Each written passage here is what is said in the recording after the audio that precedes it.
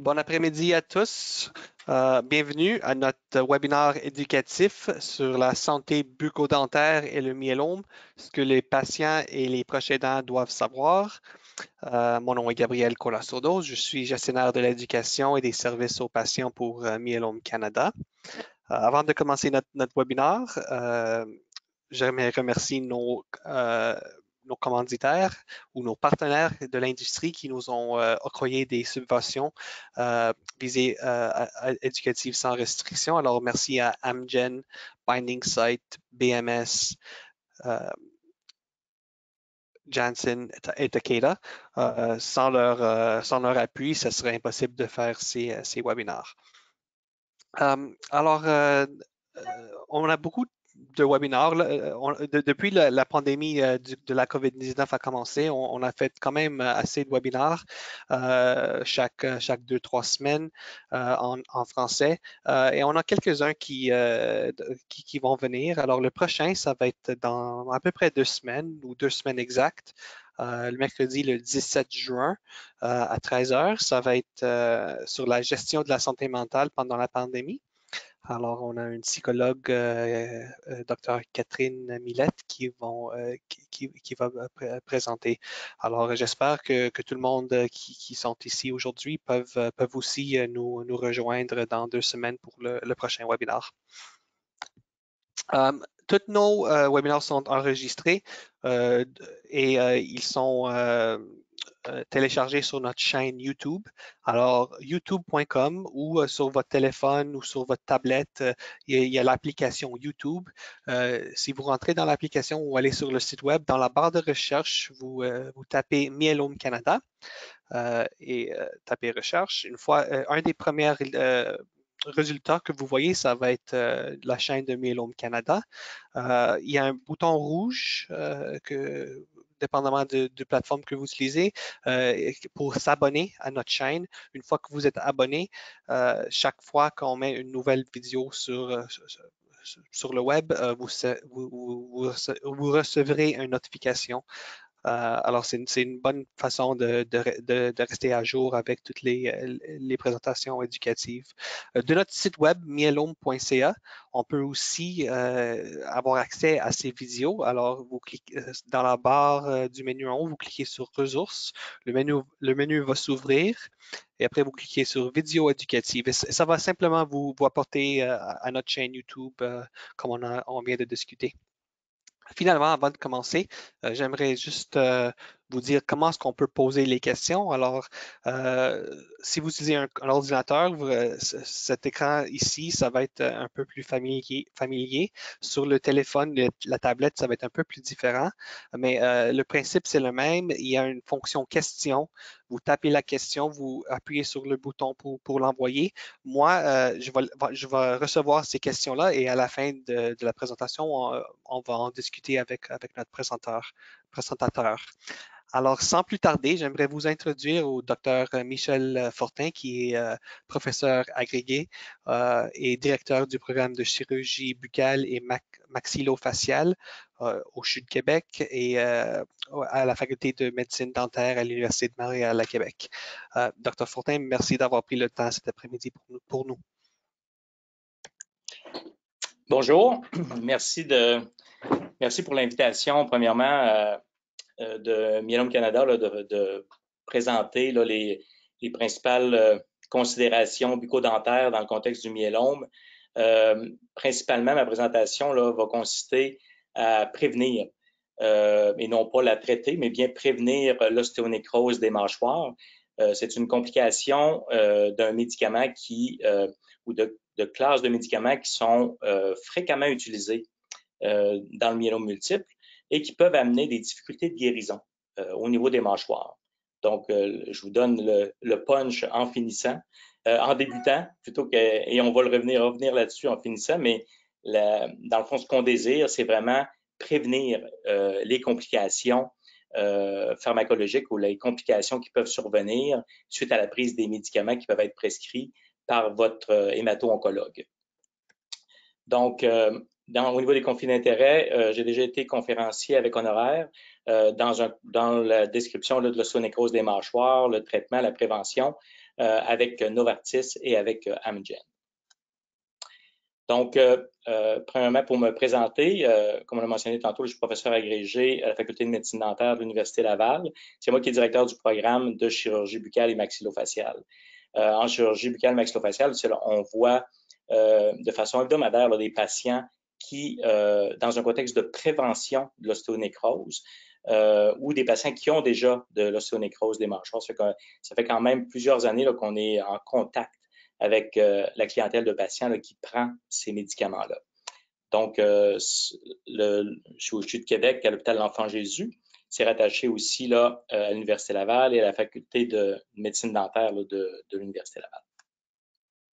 Donc, comme je vous mentionnais, on travaille avec la clinique des maladies du sein, les cliniques d'hémato-oncologie, principalement pour le myélome multiple et pour le cancer de la prostate. Évidemment, au niveau des maladies du sein, avec le cancer du sein.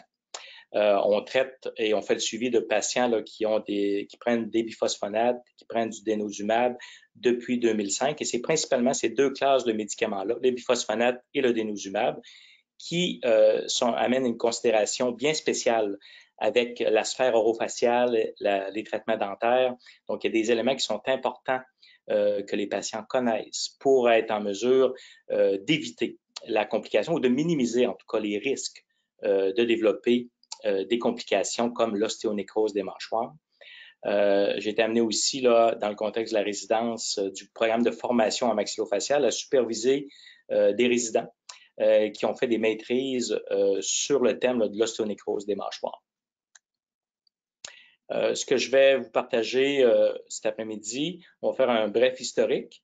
Ensuite, on va discuter principalement là, des soins dentaires et du myélome multiple. Comment prendre en charge ensuite là, les patients qui, avant de prendre la médication avec un agent anti-résorption ou pendant la prise de médicaments, comment intervenir, là, c'est quoi les considérations bucco-dentaires, c'est quoi les traitements qui peuvent être faits, à quoi on doit faire attention, quel genre de suivi c'est important d'avoir. Donc, on va faire le tour de ça. On va parler plus spécifiquement de l'ostéonécrose de la mâchoire. Qu'est-ce que c'est? C'est quoi sa définition décrite là, par des comités d'experts? On va discuter de quelques cas de patients qui ont développé de l'ostéonécrose ou qui peuvent être sujets à développer l'ostéonécrose. Puis vraiment mentionner les éléments qui sont importants de savoir là, sur l'ostéonécrose des mâchoires. On va mentionner aussi ou voir là, brièvement pourquoi les mâchoires, c'est un territoire qui peut être définitivement davantage atteint. En fait, dans la littérature actuellement, c'est pratiquement la seule région du corps humain où on va avoir de l'ostéonécrose. Hein. C'est vraiment là, principalement, si ce n'est pas uniquement au niveau des mâchoires, qu'on a cette complication-là ou qu'on peut avoir cette complication-là. On va voir aussi l'incidence. Hein. Est-ce que c'est fréquent? Je vous le mentionne tout de suite, hein, c'est une complication qui est rare. Vous allez voir tout à l'heure les chiffres. Puis comment on traite là, chez les patients qui vont développer la complication, comment on le traite? Puis suivi d'une brève conclusion. Si on regarde un peu d'historique, un peu d'histoire, en 1973, c'est les premiers biphosphonates. Donc, le biphosphonate, c'est une classe de médicaments qui est bien utile dans le contexte du myélome multiple là, pour préserver la masse osseuse et limiter la progression de la maladie. Donc, les premiers médicaments de cette classe-là qui ont été prescrits, c'est en 1973. Donc, c'est quand même pas d'hier que ces médicaments-là sont prescrits. En 91, c'était l'avènement de l'Aredia et en 2001, l'avènement du Zometa. C'est deux biphosphonates qui se donnent là, à dose oncologique pour traiter, entre autres, le myélome multiple, pour limiter sa progression. De 2003 à 2004, c'est les premières publications. C'est là qu'on a fait le lien en premier, où ça a été décrit là, que la prise d'agents anti-résorption comme l'Aredia ou le Zometa pouvait être en lien avec une nécrose osseuse au niveau des mâchoires. Donc, c'est vraiment à ce moment-là, puis vous allez voir une photo tout à l'heure un des endroits où ça a été décrit pour la première fois. Depuis 2011, ça a eu l'approbation du dénosumab ou du Xgeva par Santé Canada, qui est une autre classe de médicaments. Il y a les biphosphonates, mais il y a aussi le dénosumab, qui est un anticorps monoclonal fait chez l'humain. qui a les mêmes fonctions là, de préserver la masse osseuse et de limiter la progression de lésions du squelette, qui sont présentes là, dans le squelette du patient. En 2003, vous voyez ici à droite, c'est moi. J'étais à ce moment-là encore aux études. Je suis allé faire une année de surspécialité à Miami, en Floride, avec le Dr. Robert Marks qu'on voit ici. Puis c'est un des 2 chirurgiens maxillofaciales qui a fait le lien, qui a décrit là, pour la première fois la nécrose osseuse des mâchoires suite à la prise d'un médicament anti-résorption comme l'Aredia ou le Zometa. Donc, j'étais vraiment sur place là, pendant l'année où on a commencé à voir ces patients-là et à faire le lien entre l'apparition de son nécrose et la prise du médicament, le traitement avec les médicaments anti-résorption. Si on regarde maintenant plus spécifiquement là, avec les soins dentaires et le myélome multiple, les médicaments anti-résorption qu'on va voir principalement, c'est le Zometa ou acide zolédronique, pour vous familiariser un peu avec ces termes-là qui sont quand même pas communs. Là. Ensuite, l'Aredia ou le pamidronate et le Xgeva et le denosumab. Fait que les 2 premiers, ce sont des biphosphonates. Et le Xgeva ou le denosumab, c'est un anticorps monoclonal. Donc, ces 3 médicaments-là sont utilisés pour traiter des patients qui vont avoir des lésions osseuses. Donc, ils sont prescrits là, à la plupart des patients atteints d'un myélome multiple. Lorsque les patients sont atteints d'un myélome, c'est des médicaments qui vont être quand même prescrits là, fréquemment. C'est des médicaments qui sont quand même importants et ils vont améliorer la qualité de vie parce que ça peut amener quand même des complications sévères lorsque ces médicaments-là ne sont pas utilisés. On peut avoir des complications là, osseuses quand même sévères comme des fractures, puis une diminution de la qualité de vie là, de façon importante. Fait que c'est vraiment des médicaments, oui, qui a des effets secondaires, mais qu'on peut prévenir, mais qui amènent des bénéfices sur la qualité de vie des patients. Ensuite, l'élément qui est problématique, c'est que c'est des médicaments qui limitent la guérison osseuse normale. Fait que si on a une guérison osseuse normale, vous pouvez bien imaginer que, par exemple, une procédure qui implique l'os, comme une extraction dentaire, peut amener des complications quand même sévères, comme de la nécrose osseuse et un os qui veut pas se recouvrir de gencive une fois que la dent a été enlevée. C'est le genre de complications qu'on peut avoir à cause du médicament. Donc, le médicament va agir sur la guérison osseuse et il peut limiter la guérison osseuse d'un patient. Donc, l'optimisation de la santé bucco-dentaire par le dentiste, c'est un des objectifs principaux. C'est primordial que les patients qui débutent un médicament anti-résorption comme l'Aredia ou le Zometa ou le Xgeva aient un bon suivi bucco-dentaire par le dentiste.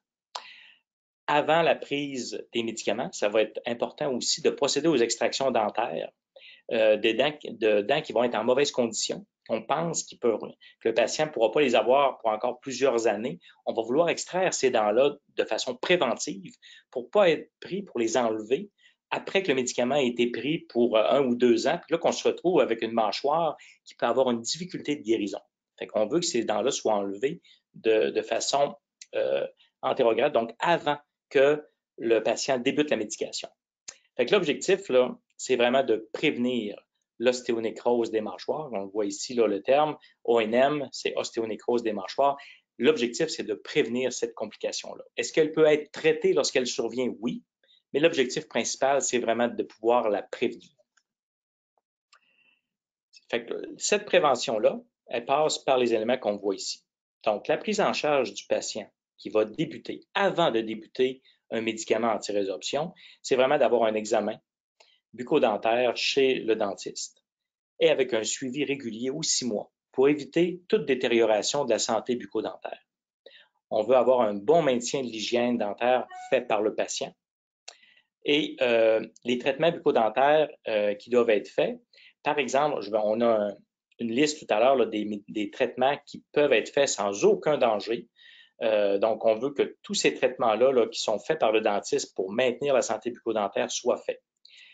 Lorsque on a des extractions dentaires à faire, je l'ai mentionné tantôt, on veut vraiment avant la prise du médicament, là, compléter les extractions des dents qui ont un mauvais pronostic, des dents qu'on ne pense pas qui peuvent persister dans la bouche du patient là, pour les années qui vont venir. On veut les enlever avant le début du médicament.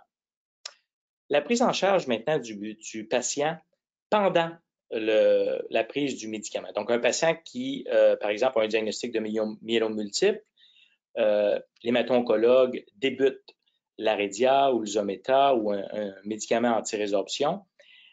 Puis, après quelques mois, quelques années, à ce moment-là, ce qui se produit dans la matrice osseuse du patient, dans le squelette du patient, il y a une difficulté, il y a des cellules qui fonctionnent moins bien, puis on peut avoir des complications osseuses comme l'ostéonécrose.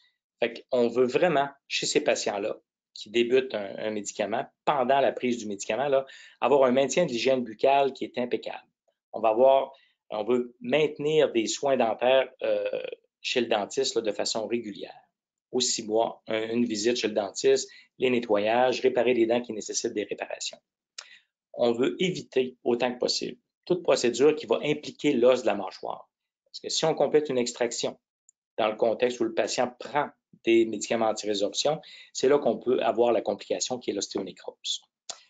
Les dents qui ne seraient pas restaurables ou qui ont des dents qui sont mortes, qui sont dévitalisées ou des dents qui normalement, on compléterait une extraction, une dent qui est non mobile, mais qui nécessiterait une extraction parce qu'il y a un abcès ou il y a une grosse carie, on va vouloir faire sur ces dents-là un traitement de canal. Au lieu de faire l'extraction de la dent, on veut compléter un traitement de canal.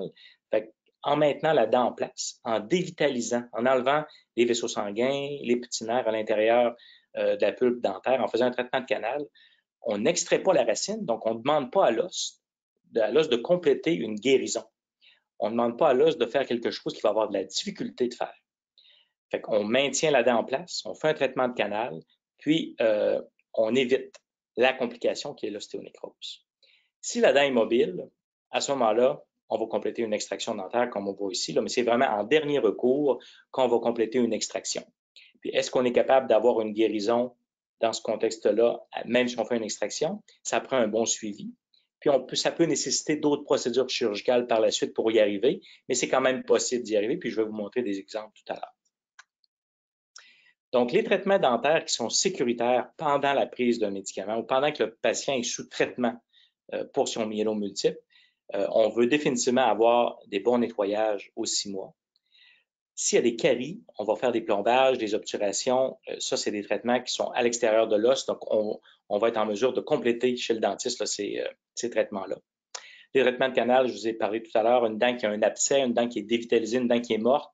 Le traitement de canal, c'est définitivement sécuritaire pour traiter les patients qui en auraient besoin. Des radiographies, évidemment, pour l'évaluation. Je vais vous montrer tout à l'heure la radiographie classique là, pour évaluer les mâchoires, qui est la radiographie panoramique. Il n'y a aucun problème de réaliser ce type de radiographie-là. Les traitements les couronnes, les ponts, c'est aussi des traitements qui sont sécuritaires chez les patients qui prennent un médicament anti-résorption. L'ostéonécrose, qu'est-ce que c'est? C'est quoi la définition qui est reconnue de l'ostéonécrose de la mâchoire, qui est la complication qu'on veut éviter? C'est un patient qui va avoir eu un traitement actuel ou passé d'un agent anti-résorption. Donc, Aredia, Zometa, pamidronate ou acide zolédronique. Donc, c'est des médicaments qui vont persister dans le squelette du patient. Le patient va rester à risque de développer de l'ostéonécrose. Ça prend des années avant que le squelette récupère puis regagne une capacité de guérison osseuse. Dans notre définition, on continue dans notre définition de l'ostéonécrose, l'item 2, c'est un patient qui va avoir une exposition d'os nécrotique, de l'os mort, au niveau de la sphère maxillofaciale, donc au niveau des mâchoires, pour une période de plus de 8 semaines. Le troisième élément, c'est aucune histoire de radiothérapie, parce qu'il existe une complication secondaire à la radiation qui est l'ostéoradionécrose. Donc, on ne veut pas confondre l'ostéonécrose des mâchoires avec l'ostéoradionécrose. Donc, un patient qui n'a pas eu de radiation au niveau des mâchoires. Donc, c'est les 3 éléments qui sont nécessaires pour avoir un diagnostic d'ostéonécrose des mâchoires. L'ostéonécrose des mâchoires est divisée en 5 stades. Le stade à risque, le stade 0, le stade 1, le stade 2, le stade 3. On ne fera pas le tour de tous ces éléments-là, c'est juste pour vous informer qu'on décline là, cette complication-là en 5 stades. Je vais vous montrer quelques cas d'ostéonécrose, quelques histoires de cas. Ici, on a un patient, un homme de 52 ans, qui a un diagnostic de myélome multiple. Le patient a été traité avec du Zometa pendant 18 mois. Ce patient-là qui a été traité avec un biphosphonate, il n'y a pas de douleur, il n'y a aucune exposition osseuse, il n'y a aucun symptôme qui amène des problèmes ou où on pourrait dire qu'il y a une présence d'ostéonécrose, de complications d'os nécrotique au niveau de ses mâchoires. Tout va bien. Fait que ce patient-là, il est à stade à risque. Donc, aussitôt qu'on débute un médicament anti-résorption à dose oncologique, à dose pour traiter, par exemple, un myélome multiple, on est à un stade à risque. Donc, on veut avoir la bonne conduite pour limiter l'apparition de la complication. Donc, c'est le stade à risque. Notre conduite, avoir une bonne hygiène bucco-dentaire, un suivi dentaire régulier aux 6 mois où on va compléter des nettoyages chez le dentiste. Chez les patients qui auraient des prothèses, on veut être certain que les prothèses ne blessent pas. Les prothèses sont bien stables. Généralement, on recommande d'avoir des prothèses qui ont été faites, là, qui sont refaites aux 5 ans à peu près. Là. Aux 5 ans, on se retrouve à ce moment-là, parce qu'avec les années, les mâchoires, la mâchoire du haut, la mâchoire du bas changent. La morphologie de la mâchoire change. La prothèse peut devenir moins stable, puis elle peut blesser. Puis, on peut avoir de l'exposition osseuse dans ce contexte-là. Donc, c'est important d'avoir des prothèses qui sont bien ajustées puis bien stables chez les patients qui seraient édentés. Deuxième cas. Ici, on a un homme de 68 ans qui a eu un diagnostic de myélome multiple et il a été traité avec de l'Aredia ou du Pamidronate, c'est le même médicament, pendant une période de 18 mois. Le patient il a subi des extractions de prémolaires du côté droit et du côté gauche. Puis ce patient-là a développé de l'os exposé. Vous voyez ici, du côté droit du patient, on voit ce qui est jaune, c'est l'os qui est exposé, de l'os nécrotique qui ne se recouvre pas de gencives. Ici, on voit du côté gauche, donc au niveau des prémolaires du côté gauche, l'os est exposé. Donc, le patient, après 18 mois, n'avait plus la capacité d'aller guérir l'os. Puis, il a évolué comme ça, avec de l'os exposé. Mais le patient, il n'y a aucun symptôme. Si on regarde la gencive autour, il n'y a pas de douleur, il n'y a pas d'infection qui est présente. Mais la cavité buccale, la bouche, c'est un milieu qui est contaminé par définition. Il y a énormément de bactéries.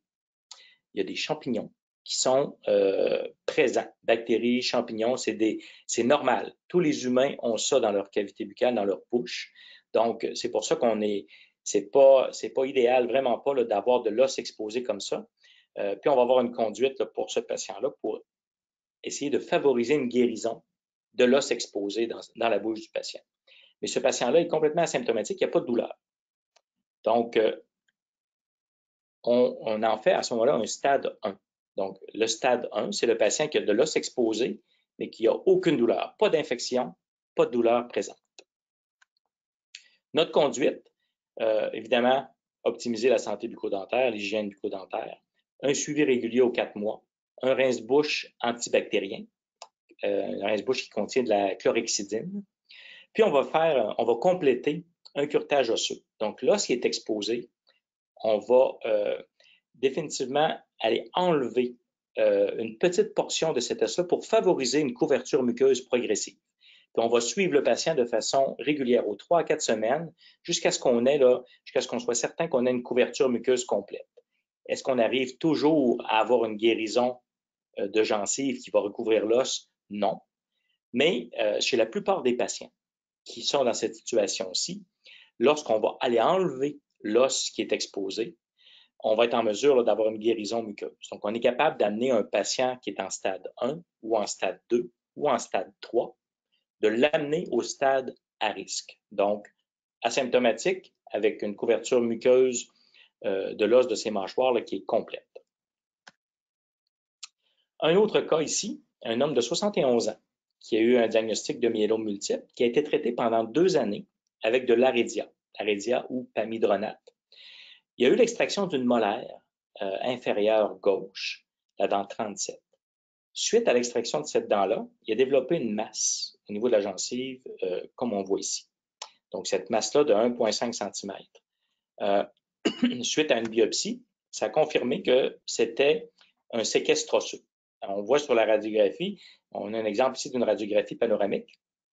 Donc, c'est une radiographie qui nous permet de voir la mâchoire supérieure, la cavité nasale qui est ici, les sinus maxillaires, le sinus maxillaire gauche, le sinus maxillaire droit, la mandibule, le corps mandibulaire, les dents restantes, le menton qui est ici, la portion horizontale de la mâchoire du côté gauche qui est ici. Puis vous voyez, il y a un os qui est moins dense ici, là, c'est le séquestre osseux. Il y a de l'os qui a séquestré puis qui est présent ici en postérieur, qui cause la masse qu'on voyait ici là, au niveau de sa mâchoire. Donc, cet os-là qu'on voit, ici, on a suivi le patient, donc de novembre 2006 jusqu'à mars 2007. Puis regardez ce qui s'est produit. Avec le temps, il y a eu une augmentation. Lorsqu'on ne traite pas et on laisse le patient évoluer dans le temps, le petit séquestre qui était ici a évolué vers un énorme séquestre. Regardez, le séquestre passe jusque derrière ici. Il va inférieurement comme ça, toute la ligne noire qui est là, puis il va remonter jusqu'en avant ici. Fait que ça, cette portion d'os ici, là, c'est de l'os mort, de l'os nécrotique qui doit être retiré. Fait qu'on est allé traiter le patient, puis regardez ce qu'on a fait. Fait que ce patient-là était un stade 3, donc le stade le plus avancé, parce qu'il y avait même une fracture de sa mâchoire au niveau de l'angle ici. Donc, c'est un stade 3. Puis, on est arrivé à l'amener à un stade à risque. Regardez, le patient est complètement recouvert de muqueuse normale. Il n'y a aucun os exposé. Le patient n'a aucune douleur. Donc, en enlevant le séquestre, en faisant une chirurgie, puis on est arrivé à recouvrir par la gencive, le patient est de retour à un état normal. On a un patient qui est à un stade à risque, donc aucun os exposé, guérison complète. C'est quand même possible, même dans un stade avancé, là, d'avoir un énorme séquestre comme ça ici. Vous voyez le patient en 2007. Puis regardez ici en 2010, on a l'os de sa mâchoire qui est continu. La fracture qui était présente à l'angle de la mâchoire est complètement guérie. Le séquestre a été enlevé. L'os est complètement recouvert par de la gencive. Donc, on a un patient là, qui est complètement guéri de son ostéonécrose de stade 3, qui l'a amené ici à une ostéonécrose de stade à risque. Donc, c'est quand même possible de récupérer la situation puis de guérir le patient. Donc, ce qu'on doit savoir, c'est que le risque d'ostéonécrose, il augmente après chaque dose. À chaque dose qu'un patient reçoit, l'os a une moins bonne capacité de pouvoir guérir. Puis, cette incapacité de guérir-là, ou la difficulté que l'os peut avoir de guérir lorsqu'il est traité avec un agent anti-résorption, elle devient plus sévère après 1 an, 1 an et demi de traitement. C'est là que, si on fait une extraction dentaire, on peut avoir encore plus de difficultés à obtenir une guérison. Le risque d'ostéonécrose, il persiste dans le temps. Lorsque le patient est traité avec Aredia ou avec Zometa pendant 2 à 3 ans, ça va prendre là, plusieurs années avant que l'os regagne sa capacité de remodelage osseux ou de guérison osseuse une fois que le médicament va avoir été arrêté. Donc, ça persiste dans le temps. Il faut toujours avoir en tête de maintenir une bonne santé bucco-dentaire. L'incidence est quand même faible. Hein? C'est une complication qui est quand même assez rare dans la population de patients qui sont traités avec ces médicaments-là. L'ostéonécrose, c'est une complication qui peut être prévenue. C'est pas parce qu'on prend un agent anti-résorption, parce qu'on prend du Zometa, parce qu'on prend du pamidronate, qu'on va développer l'ostéonécrose. C'est quand même une incidence qui est faible, puis ça peut être prévenu avec les bonnes mesures de prévention qu'on vous partage aujourd'hui. Ici, c'est simplement pour vous montrer un exemple de radiographie panoramique. Tantôt, on ne voyait pas au complet, fait que je vais vous mettre un exemple de radiographie là, qui sont faits chez le dentiste, puis qui permettent de voir, on les fait aussi à l'hôpital lorsque les patients sont vus en maxillofacial, donc ça permet vraiment de voir la mâchoire supérieure, l'os qui tient la dentition, les fosses nasales, les sinus maxillaires. Ici, on voit les dents de sagesse qui sont à l'intérieur. Ça, c'est un patient qui avait une tumeur d'origine dentaire, donc c'est pas en lien avec l'ostéonécrose, mais c'est un exemple de radiographie. On voit les articulations temporomandibulaire. Fait que c'est vraiment la radiographie qui nous permet d'évaluer initialement toute lésion au niveau des mâchoires, entre autres l'ostéonécrose. Donc, si un chirurgien maxillofacial ou un dentiste vous propose de faire cet examen-là, je vous encourage personnellement à faire l'examen. C'est vraiment l'examen de base pour l'évaluation des os des mâchoires.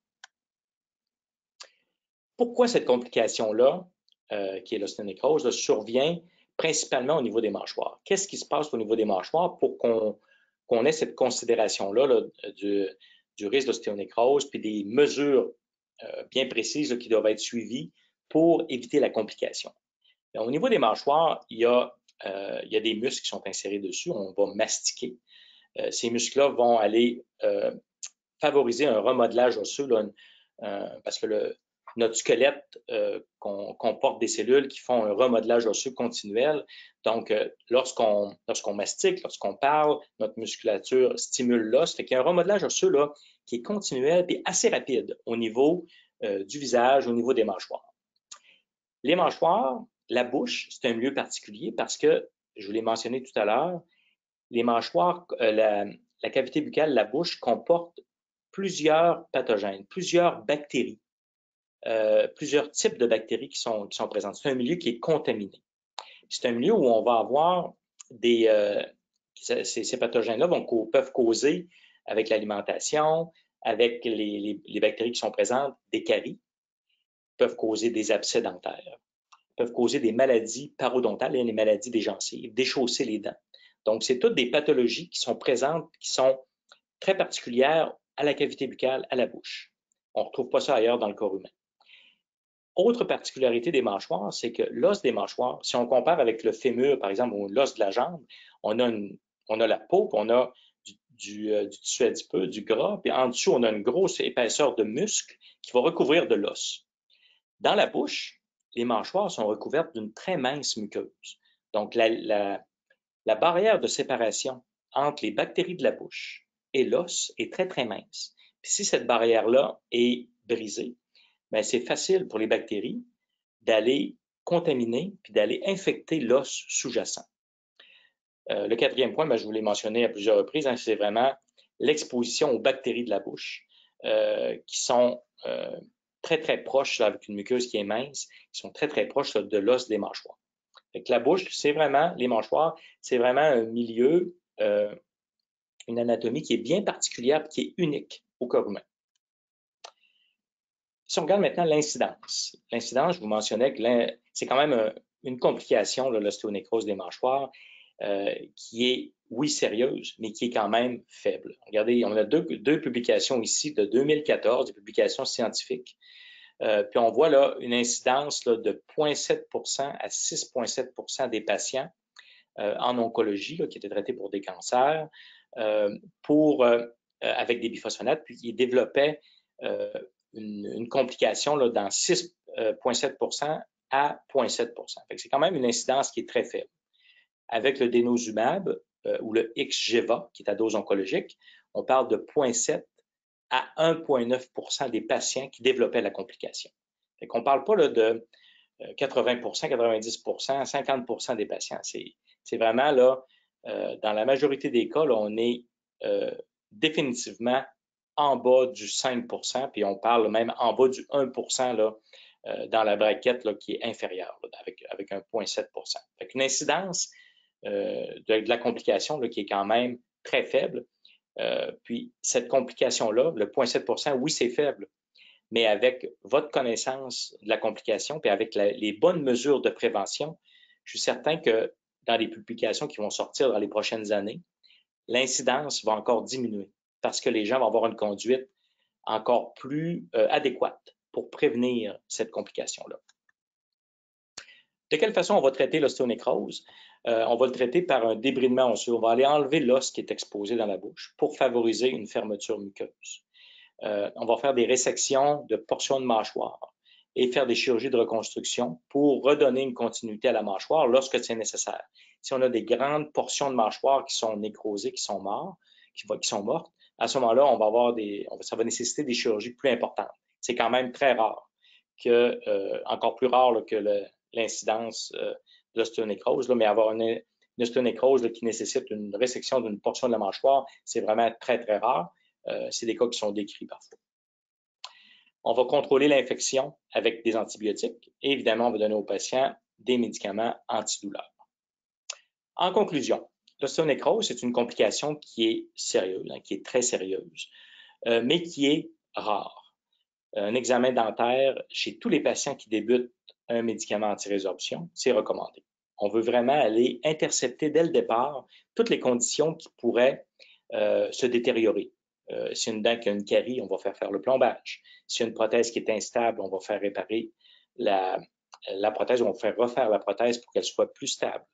Un patient qui a une dent qui a un gros abcès, on va vouloir faire un traitement de canal ou on va vouloir extraire la dent avant de débuter le traitement pour s'assurer que la cavité buccale, la dentition du patient est dans le meilleur état possible pour débuter la médication. La solution, je vous l'ai mentionné d'entrée de jeu tout à l'heure, la solution, c'est vraiment la prévention. On veut prévenir cette complication-là, puis ça se prévient par la communication. La communication, c'est un peu l'exercice qu'on fait aujourd'hui. Hein? Je vous partage là, les éléments qui sont importants de bien maintenir votre suivi chez votre dentiste. Donc, la communication puis la connaissance de cette situation-là, c'est primordial. Fait que la prévention se permet ou est possible grâce à la communication entre les patients, les dentistes, les médecins et les chirurgiens maxillofaciaux. On veut éviter toute chirurgie des mâchoires comme des extractions dentaires, les implants dentaires chez les patients qui prennent depuis plusieurs mois un agent anti-résorption. Lorsqu'on n'a pas le choix de faire les extractions, c'est toujours possible, mais ça prend un bon suivi par la suite avec quelqu'un qui est en mesure de faire ces traitements-là, puis d'assurer un suivi et de traiter les complications si elles surviennent. Le traitement de l'ostéonécrose, débridement, séquestrectomie, pénicilline, rince-bouche, c'est les traitements qui sont réguliers là, pour lorsque les patients vont développer cette complication-là. Je vous remercie de votre attention. Je pense que s'il y avait des questions, là, on était en mesure de répondre à des questions. Vous pouvez transmettre vos questions avec votre clavier de votre ordinateur, comme ça a été expliqué tout à l'heure. Donc, est-ce qu'il y avait des questions là, qui avaient été soulevées? Merci, Dr. Fortin. Oui, on a quelques questions ici. Alors, comme vous avez dit, ces informations. Merci tout d'abord d'avoir présenté ces informations-là. Comme vous avez dit, la prévention, c'est la clé. J'imagine qu'il y a des personnes qui ne sont pas aussi chanceux comme le cas numéro 2, qui étaient asymptomatiques et qu'il y a des personnes qui ont le ONM avec la douleur. Absolument. On a des patients qu'on suit malgré le fait qu'on a fait quelques procédures au niveau de leur mâchoire pour tenter d'avoir une guérison. Ça arrive qu'on a parce qu'il y a des conditions de santé aussi. Par exemple, un patient qui a des conditions systémiques autres, comme un patient qui va être diabétique, un patient qui va avoir de l'insuffisance cardiaque, l'insuffisance rénale. C'est des conditions médicales qui se surajoutent puis qui peuvent amener une difficulté encore plus importante, qui peuvent nous empêcher d'amener un patient d'un stade 1, 2 et de le ramener à un stade à risque. Ça arrive qu'on suit des patients, puis ils vont avoir à être traités avec des antibiotiques aux 2 à 3 mois pour essayer de contrôler une infection où on n'arrive pas à contrôler de façon complète, puis d'avoir une couverture muqueuse. Là, oui, il y a des patients dans notre cohorte qu'on suit pour améliorer leur confort puis s'assurer que la situation ne se détériore pas, mais qui reste quand même avec un stade 2 ou un stade 1. C'est des choses qu'on voit en clinique. OK, merci. Alors, la première question qu'on a ici, c'est une question un peu plus générale. Le cancer, un cancer comme le myélome et son traitement, est-ce que ça peut rendre les dents plus fragiles? Est-ce qu'on a plus de chances d'avoir un dent brisé à cause du cancer ou des traitements? Le myélome ne va pas attaquer la dentition comme telle. C'est certain que la dentition, on ne peut pas vraiment la séparer où il faut vraiment la considérer avec la mâchoire. Fait que dans ce contexte-là, on peut dire que oui, parce que l'appareil d'attachement de la dent, c'est un continuum. Hein. On a la dent, on a le petit ligament qui tient la dent, qu'on appelle le ligament péridentaire, qui va fixer la dent sur l'os de la mâchoire. Fait que tout ça est en continuité, c'est un continuum. Puis le myélome peut aller diminuer la qualité de l'os. Parce qu'on peut avoir des lésions de myélome à l'intérieur des mâchoires, puis amener une mobilité suite à une perte de la qualité de l'os. Ça, c'est possible.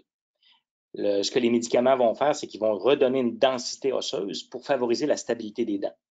Mais effriter l'émail de la dent, pas vraiment. Ce qu'on peut voir, ce qu'on peut imaginer, c'est par exemple un patient qui a un myélome multiple, qui a une condition de santé qui est plus précaire, il y a moins d'énergie, ça peut être plus difficile de maintenir une bonne hygiène, de faire les suivis chez le dentiste. Mais c'est pour ça qu'on va aller renforcer ces mesures-là puis qu'on vous en parle, parce que malgré l'énergie qui est peut-être moins présente, si ce genre de suivi-là ou d'attention-là n'est pas maintenu auprès de la dentition du patient ou sur la dentition du patient, c'est là qu'on peut avoir des dents, si on ne s'en occupe pas, qui peuvent s'effriter davantage. Mais c'est plus parce que ça va être plus difficile de maintenir une bonne hygiène, de maintenir nos rendez-vous chez le dentiste à cause de la condition de santé du patient. Mais le myélome comme tel ne va pas aller attaquer l'émail de la dent. Merci beaucoup. La prochaine question, on a parlé des extractions et qu'en général, on fait ça avant de commencer les médicaments anti-résorption. Mais on sait que la vie, c'est jamais parfait. Alors, si on doit vraiment faire une extraction, mais le traitement a déjà commencé, est-ce qu'il y a une période de temps où on doit arrêter le médicament? Ou est-ce qu'on a comme on sait on doit attendre 3 mois avant de faire une extraction ou 6 mois, je ne sais pas. OK. Si le patient, ça c'est une considération parce qu'on donne aussi ces médicaments-là pour l'ostéoporose.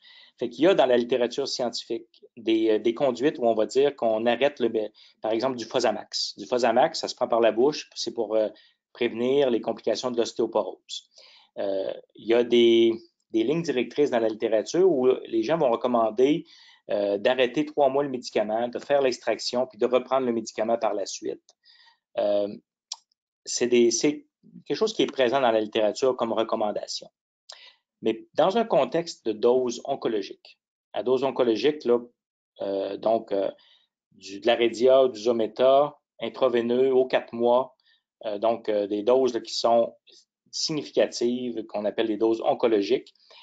Après 1 an et demi, 2 ans de traitement, ce médicament-là est dans la matrice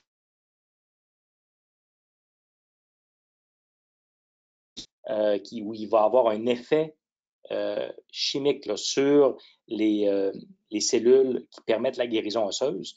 Donc, ce n'est pas parce qu'on arrête 3 mois de traiter le patient que nécessairement ça va améliorer la guérison si on fait une extraction. Dans ma pratique, ce que je vais davantage préconiser, c'est vraiment d'y aller avec un suivi là, compléter l'extraction. C'est une dent, comme je mentionnais tantôt, là, il n'y a pas de traitement de canal qui peut être fait. La dent est trop mobile ou le patient ne désire pas de traitement de canal du tout. À ce moment-là, ça m'est arrivé quand même à plusieurs reprises de procéder à l'extraction. Puis par la suite, on donne les antibiotiques, on fait une fermeture, on fait une plastie osseuse, on va modifier un peu la forme de la mâchoire, favoriser la fermeture de la gencive, s'assurer de faire un suivi du patient 3 à 4 semaines après l'extraction. S'il y a encore un peu d'os d'exposé, 2 à 3 semaines après, on va le revoir. On va avoir un rince-bouche aussi là, pour diminuer le taux de bactéries dans la bouche. Donc, est-ce qu'on peut faire des extractions même quand le traitement est commencé? Oui, on peut en faire. On veut prévenir, mais si on voit le patient et qu'il nécessite vraiment une extraction, on va faire l'extraction, mais on va avoir une conduite pour favoriser la couverture muqueuse là, par la suite. Merci pour cette réponse détaillée. La prochaine question, c'est à propos des nettoyages. Alors, présentement, comme vous le savez, avec la pandémie, euh, il y a beaucoup de dentistes qui font pas de nettoyage. Et alors, est-ce que ça, quelqu'un avec le myélome qui sont sur des bisphosphonates, est-ce qu'ils doivent s'inquiéter avoir l'inquiète d'avoir pas de nettoyage fait ou et si oui, qu'est-ce qu'ils doivent faire? Oui, c'est une très bonne question. En fait, c'est sûr que les recommandations, c'est vraiment aux 6 mois d'avoir un nettoyage chez le dentiste. Dans le contexte actuel, à ce moment-là, c'est vraiment, je pense qu'il faut se remettre là. Ben, présentement, les cliniques dentaires sont réouvertes depuis le 1er juin. On est bien conscient là, que c'est pas dans toutes les cliniques où on va être en mesure de faire des nettoyages. Avec les restrictions puis les mesures de sécurité qui sont nécessaires avec l'hygiène dentaire, là, avec les prophylaxies, les nettoyages chez le dentiste, c'est très possible là, que votre clinique dentaire ne soit pas en mesure de faire ces traitements-là. Il y a quand même possibilité, puis ça fait partie des directives que je vous ai mentionnées. Personnellement, c'est vraiment d'avoir un soin jaloux et d'être très, très obsessionnel là, ou obsessif là, sur votre hygiène bucco-dentaire avec, oui, le brossage, mais aussi la soie dentaire. Donc, brossage de dents 2 à 3 fois par jour et soie dentaire à chaque jour. Avec la soie dentaire, c'est sûr que la plaque dentaire, les bactéries, le niveau d'infection possible au niveau de la gencive va être beaucoup mieux contrôlé si on arrive à utiliser la soie dentaire pour au moins jusqu'à ce qu'on soit en mesure d'avoir accès aux soins d'une hygiéniste. Et de toute façon, ça fait partie des recommandations des dentistes d'avoir le brossage et la soie dentaire quotidiennement. Mais il faut vraiment avoir un soin plus jaloux de votre santé bucco-dentaire, spécialement si c'est difficile d'avoir accès aux soins d'hygiène. Mais communiquer avec votre dentiste puis essayer de voir quelles sont les cliniques où on est en mesure de procéder aux prophylaxies ou au nettoyage dentaire pour optimiser votre santé bucco-dentaire dans le contexte actuel. Parfait, merci beaucoup. On a parlé de l'imagerie Panorex, que c'est un examen de base. Euh, à quelle fréquence est-ce que quelqu'un avec un myélome ou un cancer doit faire un Panorex? Non, mais lorsqu'il y a des dents qui sont incluses, s'il y a des dents qui sont présentes là et qui n'ont jamais été extraites, puis qui sont présentes dans les mâchoires d'un patient, on va recommander un suivi avec une radiographie panoramique aux 2 à 3 ans. Aux 2 à 3 ans, ça nous permet de suivre pour s'assurer qu'il n'y ait pas de lésions qui originent du sac folliculaire, la petite pochette dans laquelle la dent se développe. Ça nous permet de suivre et de s'assurer qu'il n'y a pas de pathologie comme des kystes ou des tumeurs d'origine dentaire qui pourraient se développer au dépend d'une dent incluse. Fait qu'aux 2 à 3 ans, c'est une fréquence qui est tout à fait adéquate. Pour le patient qui développerait de l'ostéonécrose, on fait un examen initial. On fait un examen, une radiographie panoramique. Cet examen radiographie panoramique-là nous permet de voir un peu l'étendue de l'os qui peut être problématique sous-jacent. Un examen initial, c'est important de le faire. Mais par la suite, si le patient, suite à un curetage osseux, une procédure où on va refermer la gencive, le patient, cliniquement, il n'y a pas d'os exposé, il n'y a aucun problème. On n'a pas à refaire d'examen radiologique là, aux 2 mois, aux 3 mois, aux 6 mois. On peut définitivement aller aux années, puis même aux 2 à 3 ans. S'il n'y a pas de signe d'appel, s'il n'y a pas d'infection ou s'il n'y a pas de problème pour le patient.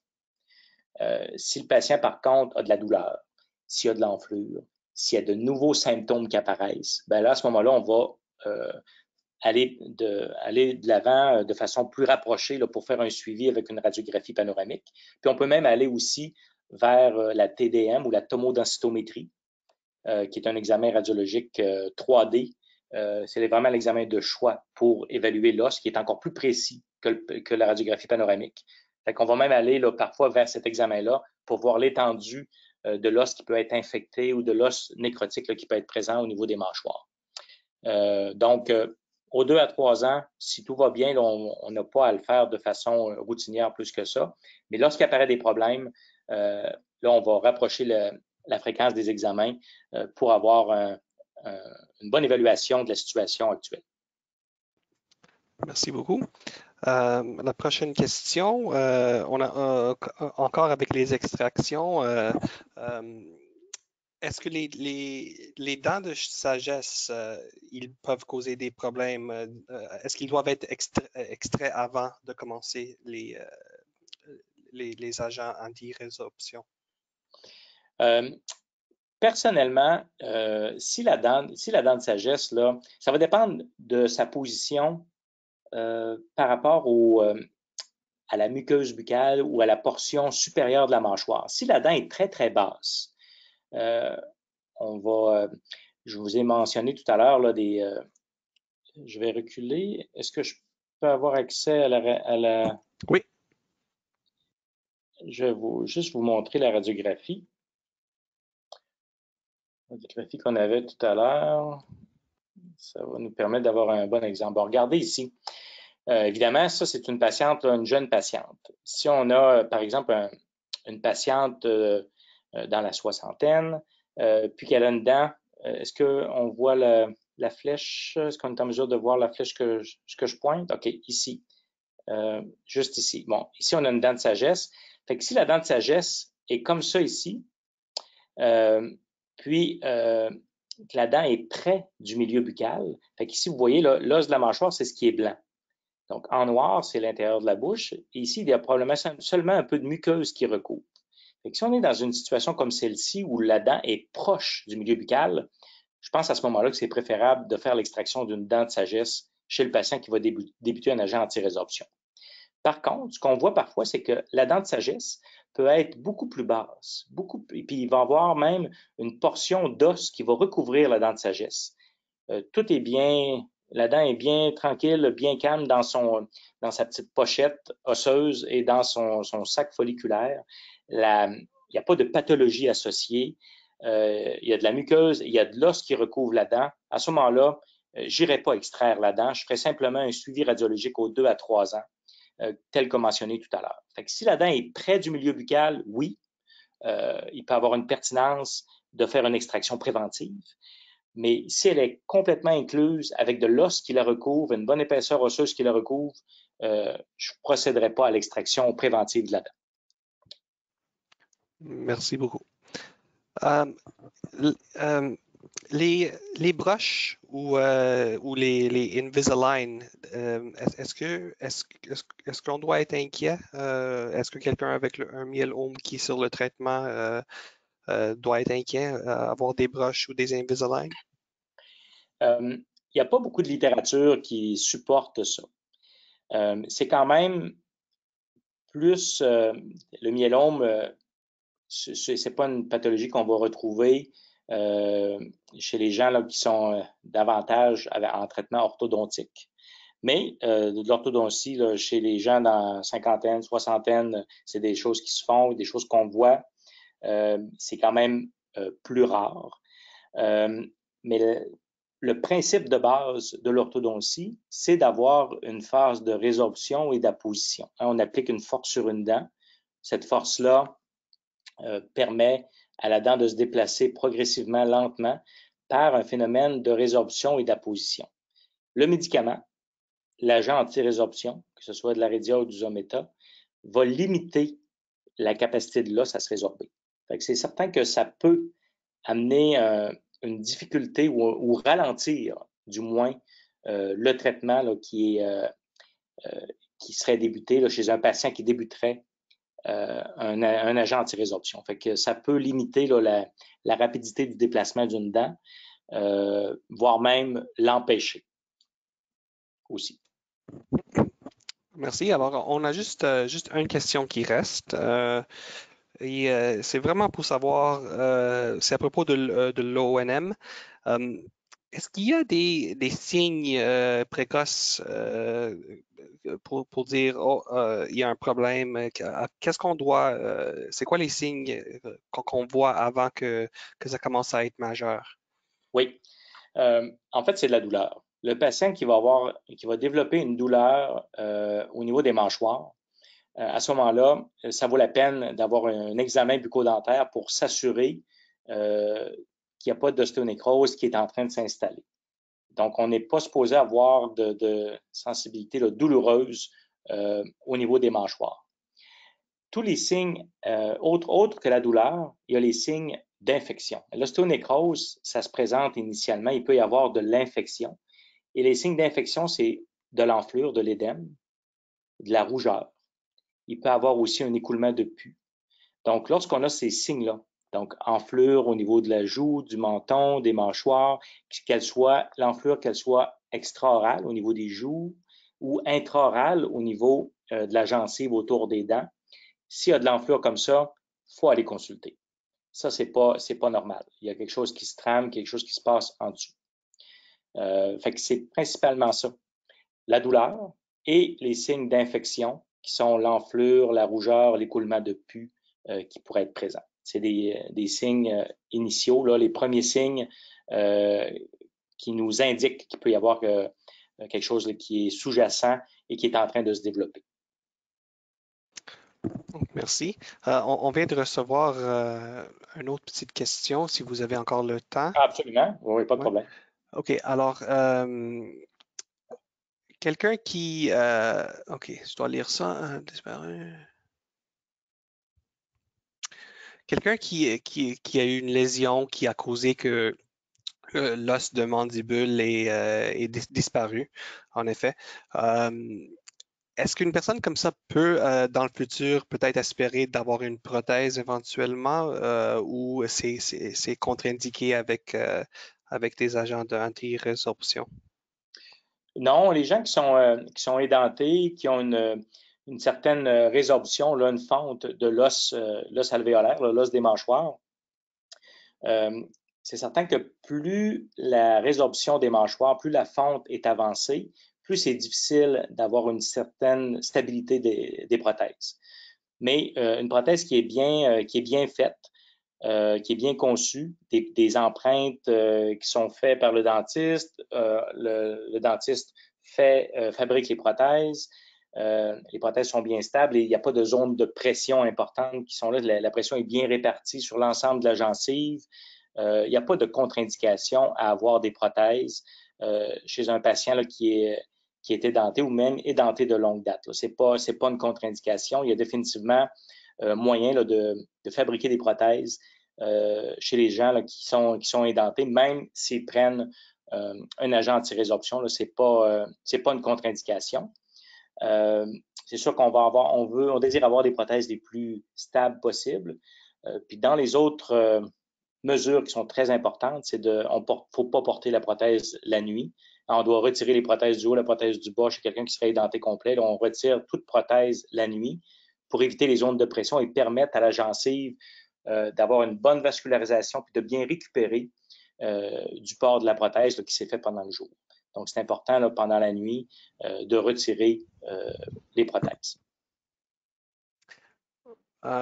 OK, merci. Il y avait juste une clarification de la personne qui a demandé la question. Il parlait d'une prothèse de la mâchoire et pas une prothèse dentaire.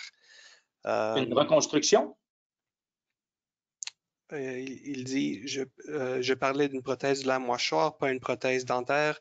Je ne suis pas endenté.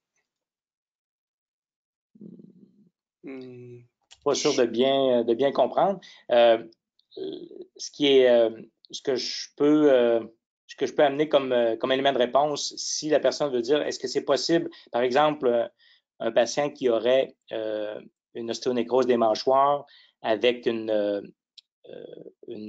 nécrose très extensive de la mâchoire inférieure ou de la mâchoire supérieure, est-ce que c'est possible de reconstruire la mâchoire avec de l'os qui vient là, d'une autre portion du corps humain? Oui, c'est possible.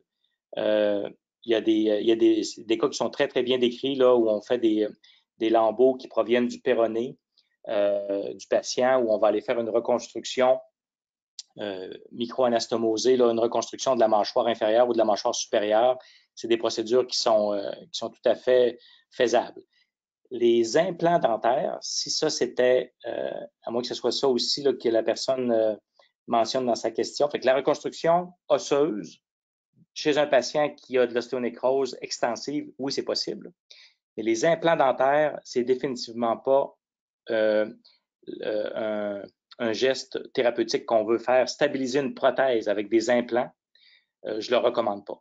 Dans un contexte d'agents anti-résorption à dose oncologique, comme dans le myélome multiple, c'est définitivement pas une modalité de traitement qu'on va offrir aux patients chez les patients qui prennent un agent anti-résorption à dose oncologique. Là, on veut minimiser les procédures chirurgicales osseuses comme la mise en place d'implants dentaires. Donc, on va mettre des prothèses conventionnelles sur la muqueuse du patient, mais des prothèses maintenues par des implants, c'est pas recommandé.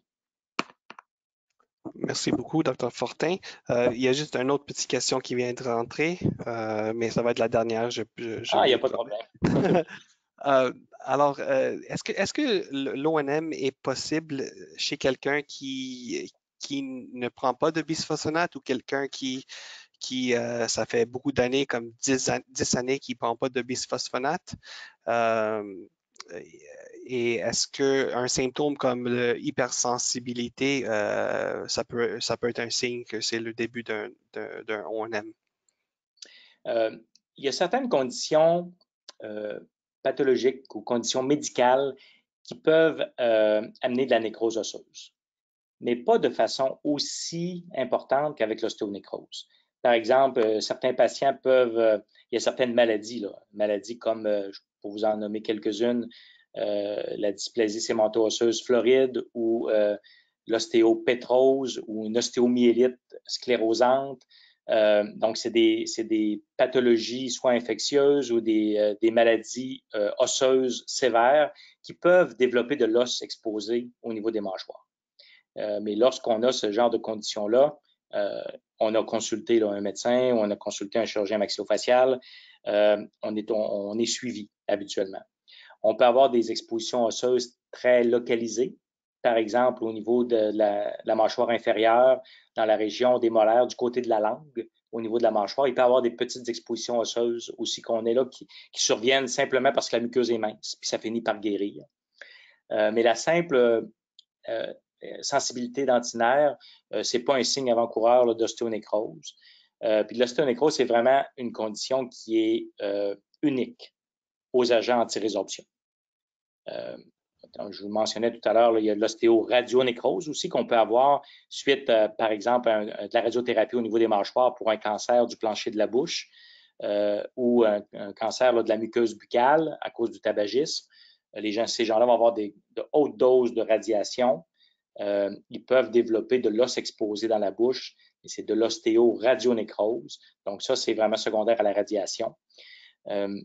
Mais l'ostéonécrose des mâchoires survient vraiment dans le contexte de prise d'agents anti-résorption, principalement à dose oncologique. Parfait. Alors ça, c'était la dernière question. Il y a plus de questions. Merci beaucoup encore d'avoir pris le temps pour nous aujourd'hui, Dr. Fortin, et avoir resté quelques minutes de plus pour nos deux dernières questions. Je vous souhaite une très belle soirée. Je vous remercie beaucoup, puis merci à Myelome Canada pour cette opportunité-là de parler avec vous aujourd'hui. S'il y avait d'autres questions ou des gens qui nécessitent des consultations, il y a ici au service de chirurgie maxillofaciale de l'hôpital L'Enfant Jésus, de façon hebdomadaire, à tous les semaines, on voit des patients qui nécessitent un suivi. Vous pouvez demander à votre oncologue si il y a des considérations de ce type-là, si vous prenez un agent anti-résorption pour être vu en suivi, ça va nous faire plaisir de vous voir en consultation si c'est nécessaire. Merci encore. Merci, parfait.